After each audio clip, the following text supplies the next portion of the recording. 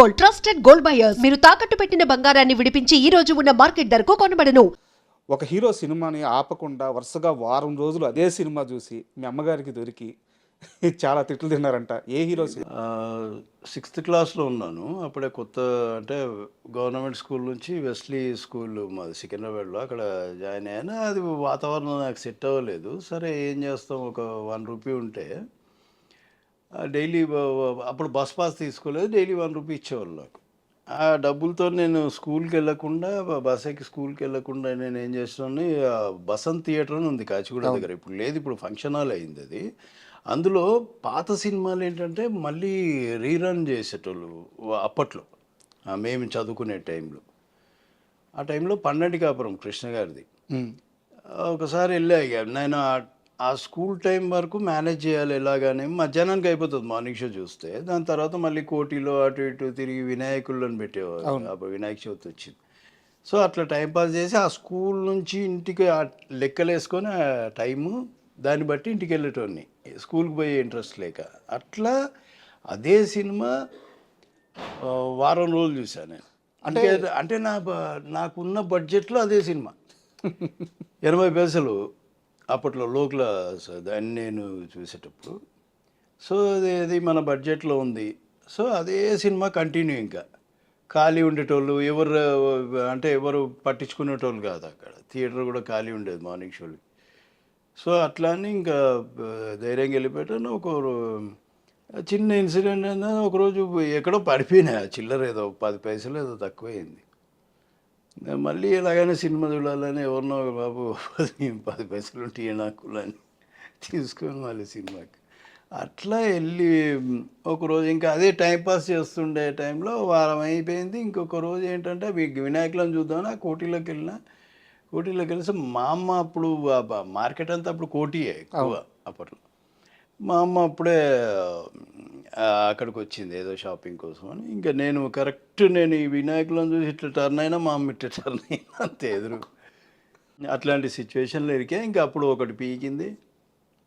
అప్పుడు స్కూల్కి వెళ్తే అప్పుడు తెలిసిందనమాట, ఎన్ని రోజుల నుంచి వస్తలేడు, 15 రోజుల నుంచి వస్తలేడు. అంటే వారం 8 రోజులు ఈ సినిమా మేనేజ్ చేసిన. ఇంకొకటి అక్కడిక్కడ అంటే ఎంత స్కూల్ స్కిప్ చేయాలని చెప్పి సినిమాకి వెళ్ళినా ఒకే సినిమాకి వెళ్ళారంటే అక్కడ కృష్ణ గారి మీద ఎంతో కొంత అభిమానం ఉన్నది. కృష్ణ గారు చాలా అభిమానం. ముందు ఫస్ట్ కృష్ణ గారు, తర్వాత చిరంజీవి గారు. ఫస్ట్ కృష్ణ గారు ఏ సినిమా వచ్చినా కూడా నేను అంటే మా ఇంట్లో వాళ్ళతో రిక్వెస్ట్ చేస్తుండే తీసుకెళ్ళండి అని. కొద్దిగా మనం వెళ్ళే టైంకి వచ్చినప్పుడు ఆయన రిలీజ్ రోజే వెళ్ళిపోయేటోళ్ళము. అట్లాంటిది మా గ్రూప్ కూడా ఉండింది బాగా. కృష్ణ గారు అప్పుడు టీవీలో ఆయన సినిమాలు సాటర్డే సండే వేసేవాళ్ళు, యాడ్ ఇచ్చేవాళ్ళు. మేము ఒక ఇంట్లో, అప్పుడు టీవీ లేదు మా ఇంట్లో, వాళ్ళ ఇంట్లో చూడడానికి వెళ్ళినప్పుడు యాడ్ ఇచ్చేటోడు. అంటే రేపు ఈ సినిమా వస్తుంది కృష్ణ గారిది అనగానే మా వాడు ఏం చేసేటోడు, వాళ్ళ ఇంట్లో గన్నేరు చెట్టు ఉంటే ఆ పూలని బీకి ఇసిరేసేటోడు. అట్లా ఆ క్రేజ్ ఉండే మా గ్యాంగ్లో అప్పుడులో తిరిగిన గ్యాంగ్. అంటే మీరు ఆ పీరియడ్ చూసిన వ్యక్తి కాబట్టి నాకు ఒక డౌట్ ఉంది, అడుగుతాను. అప్పట్లో ఎన్టీఆర్ గారి ఫ్యాన్స్ చాలా ఎక్కువ మంది ఉండేవారు, కృష్ణ గారి ఫ్యాన్స్ ఎక్కువ మంది ఉండేవారు. బట్ కృష్ణ గారు ఎంత మొండివారో, ఒక విషయం అనుకుంటే ఎట్ట జరగాలో, కృష్ణ గారి ఫ్యాన్స్ కూడా అంతే మొండివాళ్ళు అంటే నిజమేనా? అంటే మా హీరో సినిమాకి అసలు ఏం తగ్గేదే లేదన్నట్టు సెలబ్రేషన్స్. మనము ఫ్యాన్స్ అనేది కృష్ణ గారికి విపరీతంగా ఉండేవాళ్ళు. మాస్ ఆడియన్స్ చాలా ఆయనకి అప్పట్లో బాగా. అది అంటే నేను విన్నది. తర్వాత ఆయన సినిమాలు చూడడం మనకు అంటే ఏదో నచ్చుతుంది, ఆయన నచ్చుతాడు. సో అలా అది ఉండేదిలేండి. అంటే ఇప్పుడు ఈ సినిమా రిలీజ్ అయినప్పుడు ఆ సినిమా ఆపోజిట్లో వీళ్ళు పాలు పోసినని, వాళ్ళు పాలు పోయి వీళ్ళు ఇంత లాభదండ తీసుకొచ్చినని, అట్లాంటివి జరిగేటి. గొడవలేం పెద్ద కాకపోతే కానీ ఏదో ఇంకా వీళ్ళు తిట్టుకుంటారు కదా. ఆ కృష్ణ గారిని అంటే వీళ్ళు తట్టుకోలేరు, ఆయనంటే వీళ్ళు తట్టుకోలేరు అట్లా. అండ్ సినిమాలు మీ కెరీర్ కాస్త పక్కన పెడితే, శేఖర్ అనే ఒక వ్యక్తిలో ఇండియా పట్ల, దేశం పట్ల ఒక రకమైన బాధ్యత ఉండేది. చిన్నప్పుడు తెలియకుండానే మీరు ఫస్ట్ పోలీస్ అవ్వాలనుకున్నారు, లేకపోతే ఆర్మీలోకి వెళ్ళి ఒక ఫామ్ ఫిల్ చేసి ఆర్మీలో జాయిన్ అవ్వాలని చెప్పి అనుకున్నారు. అంటే కెరీర్లో ఎటు పోవాలో తెలియని ఒక సంధికాలం అది. అలాంటి టైంలో మీ ఆలోచనలన్నీ దేశానికి ఏమైనా సర్వీస్ చేయాలన్న వైపే వెళ్ళాయి. మీరు అది గమనించారా? అది అంటే సర్వీస్ అనేది ఒక రకంగా పక్కన పెడితే సినిమా ఇన్ఫ్లుయెన్స్ ఎక్కువ ఉండేది నాకు. ఇప్పుడు జాకీ చాన్ సినిమా చూస్తే కరాటే మార్షల్ ఆర్ట్స్ నేర్చుకుందామని, లేదంటే ఇప్పుడు అంకుశల్ నాయుడు సినిమా చూస్తే పోలీస్ ఆఫీసర్ అవుదామని, ఏదో మిలిటరీ అలాంటి సినిమా చూసినప్పుడు అలా అవుదామని, ఇలాంటి ఫ్లక్చుయేషన్స్ ఉంటాయి. అట్లా ఉండేది నాకు. సినిమా ఇన్ఫ్లుయెన్స్ బేసిక్గా ఎక్కువ నాకు అలా ఉండేది. కానీ అంటే చిన్నప్పటి నుంచి ఒక ఇది మాత్రం ఉండేది. ఏదైనా అక్కడ అన్యాయం అనుకుంటే ఏదో నా అంటే ఫ్రస్ట్రేషను ఇది మేబీ మనము ఒకటి రెండు సార్లు మాట్లాడవచ్చు. ఒక్కొక్కసారి ఎందుకులే మనకు గొడవలని అట్లాంటివి కొన్ని ఉన్నాయి. బేసిక్గా నచ్చదే, మనకెందుకులే అని పోయే మనస్తత్వం కూడా అనిపించదు. ఓకే. అట్లాంటి సో ఆ పీరియడ్ నుంచి మీరు దేవదాస్ కనకాల గారి ఇన్స్టిట్యూట్లో జాయిన్ అయ్యారు. అక్కడ ఫిల్మ్ ఇన్స్టిట్యూట్లో ట్రైనింగ్ తీసుకున్నారు. మీరు ఈ విషయం చాలా ఇంటర్వ్యూలో చెప్పారు. బట్ ఆ పీరియడ్లో మీ బ్యాచ్మేట్స్ అంటే ఎవరు ఉండేవాళ్ళు?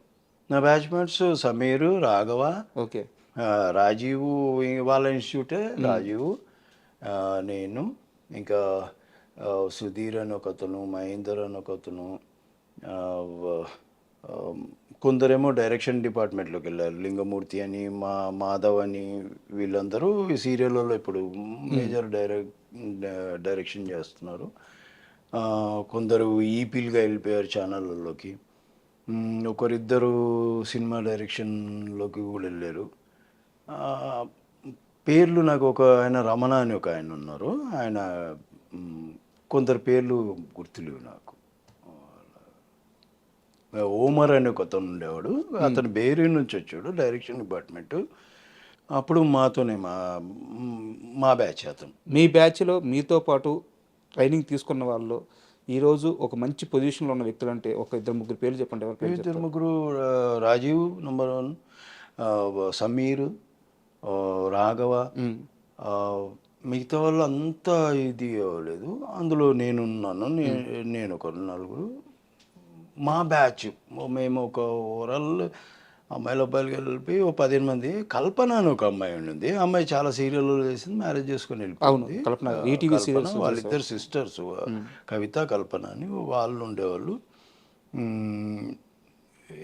ఇంతే, అమ్మాయిలు ఎక్కువ ఉండేవాళ్ళు కాదు మా దగ్గర.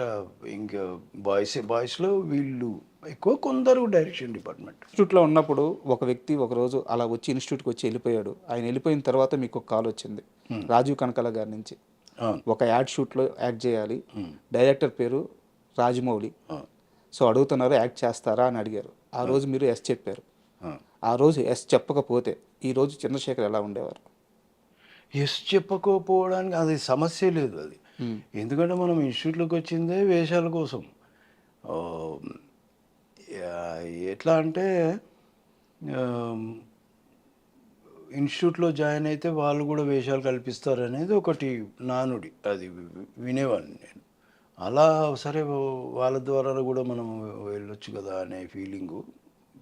ఎందుకంటే నాకు అవతలలో అప్రోచ్ అయ్యి మాట్లాడే ధైర్యం కానీ, లేదంటే కలపగోలుతనం కానీ లేదు నాకు ముందు నుంచి. తెలిసింది, చాలా మంది చెప్పారు. సో నేను ఆ రోజు చంద్రశేఖర్ ఎల్లేటి గారు, రాజమౌళి గారు ఇద్దరు వచ్చారు ఆ రోజు. అది ఎలక్ట్రానిక్ మీడియా యాడ్స్ అని నాకు అవి ఏం తెలీదు.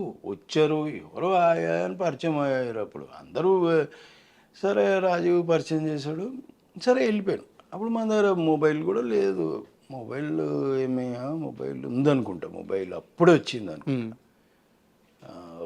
అయితే రాజా ఇంటి నుంచి ఫోన్ చేశాడు నాకు, నేను వెళ్తూ ఉంటే. శేఖర్ ఇట్లా యాడ్ ఉందంట, ఒకటి ఇట్లా కొద్దిగా టీజ్ చేసేది ఉందంట, అది ఇది ఎట్లాంటి సిచ్యువేషన్. అయితే సరే అన్నాను, వస్తాను. మార్నింగ్ షూటింగ్ అక్కడెక్కడ జరుగుతుంది, టీఆర్ఎస్ ఆఫీస్ ఆ బ్యాక్ సైడ్, అటు సైడ్ జరుగుతుంది. బైక్ ఉందా అని అడిగారు. ఆడిపోయినా, అయ్యో లేదండి కైనెటిక్ బైక్ వస్తుందా, వేరే బైక్ ఇస్తున్నారు. రాజమౌళి గారితో వస్తుంది బైక్, యమహా. నేను అన్నా, అయ్యో బైక్ రాదు సార్ నాకండి.